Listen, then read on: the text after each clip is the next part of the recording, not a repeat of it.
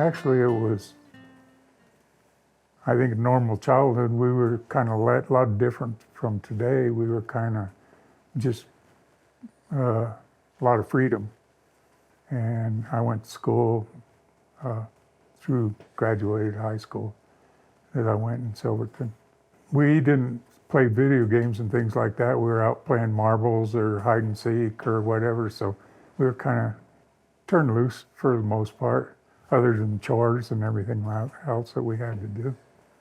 So it was a good growing up period. Between the mine and the mill, Silverton probably had 350 people, 400 people employed. The school had 200 kids in it. And so you had baseball, you had basketball, you had all your sports, and Silverton was good at a lot of them. They would go to state and play in the championships and stuff like that. Well, that was a lot different back then. I mean, the mines were going and everything, so just going through high school and going to school up here, you'd go fishing and camping and hiking a lot with it. And in the summertime, you'd always get a summertime job. And it just grabbed me like it does people sometimes. I love the quietness, the smallness. It was a sense of security here, away from everything. I like the idea that we only had, at the time I moved here, we had one television station, and the guys had to go up the mountain after each snowstorm and reset the antenna so we could get that. The reopening of the Sunnyside was a great thing for this community. It was the best paying job in the area.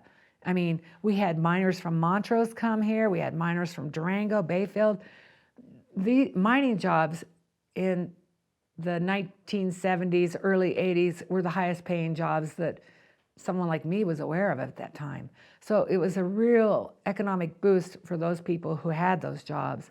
And they liked those jobs. yeah, I think it was just a way of life back then. I mean, if you didn't go to college, you came out of high school and you went to the mine and started working, it was a good pay and a good job, so. The thing that was great, when the school was full bore, the mine, the mill was full bore, the town was active. Right now in Silverton, there's days you don't even have a restaurant open. In those days, you had 4 or 5 restaurants open and bars open, but everybody was making money, so everybody could afford to go out and eat and have a good time. And the family members were working in the restaurants, cooking or doing dishes, waiting tables or whatever, and so everybody was making money. So everybody was making money, everybody worked, the restaurants made money because there was people that were going out.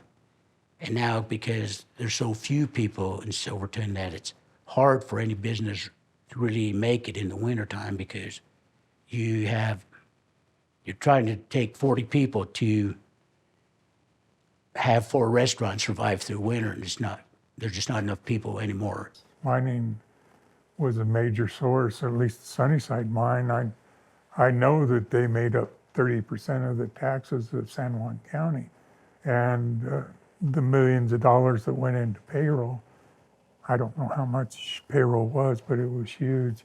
And it was all spent locally, or everybody, they shopped Durango, a lot was spent in Durango, a lot was spent locally. I think probably, it was less than half the crew, I think, worked in Silverton, but the payroll itself in Silverton, Montrose, regionally, it was huge.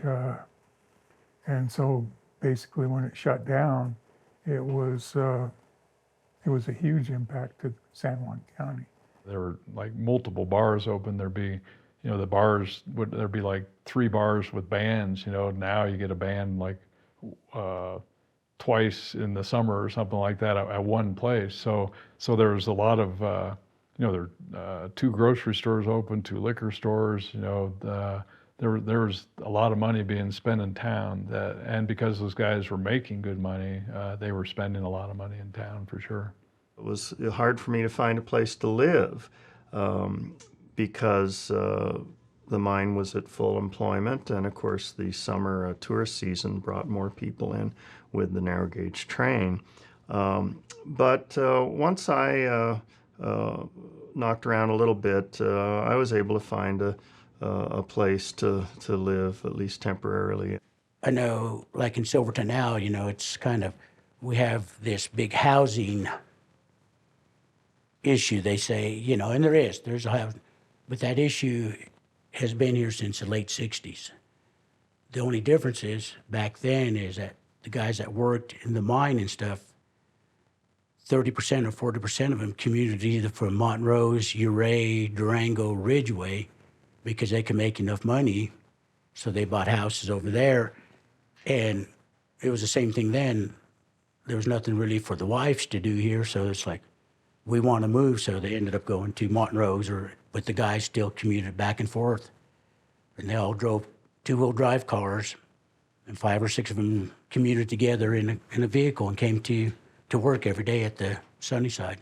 When it closed in '91, it had a big effect on everything. I mean, the guys that did get to go work at City Hall, there was quite a few of them they hired to go to City Hall, and they were making as many jobs as they could for everybody. But I was one of the lucky ones that got to stay on. And the miners didn't go back to work after the flood. It was the younger guys that we were putting to work without a real clear idea of if we'd ever open a mine up again.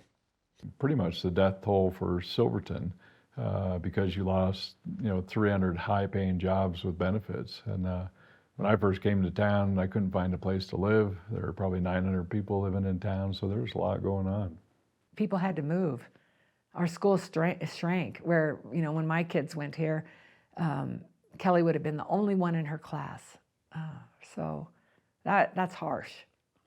To grow and expand, sometimes you need those people around you to, work with, grow with, learn with. So when we get small like that, it's hard for everybody. Silverton right now, with no mining going on, is just a different place to me. When I retired, we moved back here in 2009, and the mountains were the same. Everything was still beautiful, but the feel of the community was different. Back when I first moved here and worked underground, everybody pulled together. Teachers and the miners, nobody was left out. And I'm so happy for that chance, because I won't have it again. And I don't think there are many other people that will have that opportunity. I'm not sure if that's true or not, but it's just like, for me, it's like, moving from horses to cars. Now, I just feel like I was here as part of an end of an era in this town of Silverton that used to be a mining town, a crusty mining town, but full of flavor. And now we've transitioned into a tourist town, a resort town, a town where people have second homes. And, when we all came here, nobody had a dishwasher. We all lived in crusty houses, and it was okay. So that era is gone. And yes, I enjoyed it very much.